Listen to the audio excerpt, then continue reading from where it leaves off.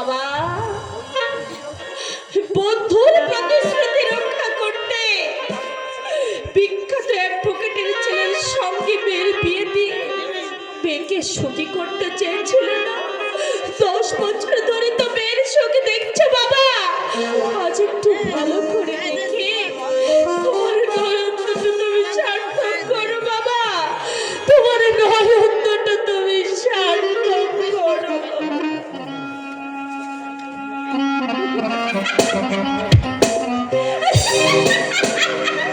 তুমি কে? আপনার জামাইয়ের শিকার। তুমি মাওদি খেয়েছো? মাওদি খেলে না আমার নারাজ হয়। নাগর আপনাদের সাহিত্যিক জামাই। তুমি যাবে কিনা চম্পা? যাচ্ছি। দাঁড়াও, আগে তোমার মুখোশটা খুলে দিয়ে যাই, সবাই তোমাকে দেখুক, চিনুক। আমাকে বিশ্বের সাগরে ডুবিয়ে তুমি সুখের সাগরে ভাসবে, তাতে হবে না বন্ধু। চম্পা! মরে গেছে। তুমি চম্পাকে জীবন্ত হত্যা করেছো। তোমারই জন্যে চম্পা যে স্বামী পেল না, সংসার পেল না, সন্তান পেল না।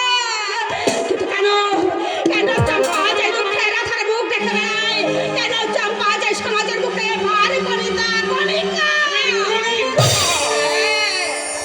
একটু জামুতার অনুগ্রহে এখানে তুমি কেন এসেছো? এসেছিলাম প্রদর্শনের সঙ্গে একটা বোঝাপড়া করতে, কিন্তু বোঝাপড়ার যোগ্য স্থানে নয়।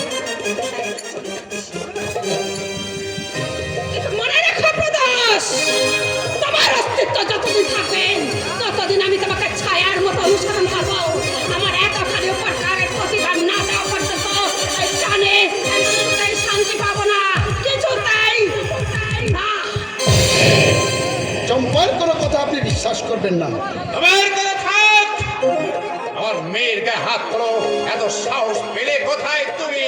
আপনি ঠিক জানেন না তাই। জানি জানি, আজ 10 বছর ধরে তোমাকে দেখছি। তোমার মতো জানোয়ার হাতে মেয়েকে তুলে দুর্ভাবনায় অনেক বছর প্রবাহে কমে গেছে। আপনার মেয়ে আমাকে অপমান করেছে। সম্মানের যে কোনো সম্মান করত। পুলিশের খাতায় তোমার নাম কুখ্যাত বিশাল সান্নালে দলের লোক তুমি। তুমি চিহ্নিত বর্তমান না করে একজন অমরের রচনা নিজে নয় প্রকাশ করে যে রাতারে ভণ্ড হাত উঠাবার চেষ্টা করে সে সম্মানের দাবি করে তাহলে আপনি বলতে চান? বলতে চাই, আগে জানলে তোমার মতো পঞ্চকের হাতে আমি সূর্যটাকে তুলে দিতাম না। আমি যদি এতই অপদার্থ তাহলে যান, মেয়েকে নিয়ে আদালতে যান, আইনের সাহায্যে সে আমাকে ত্যাগ করো। আজ পর্যন্ত আদালতেই দাঁড়ায়নি, তবে তোমার অপরাধের পরিমাণ দেখে মনে হচ্ছে এই সোমনাথ প্রশ্ন হয়তো খুনের অপরাধে আদালতেই দাঁড়াতে হবে। মনে রেখো প্রশ্ন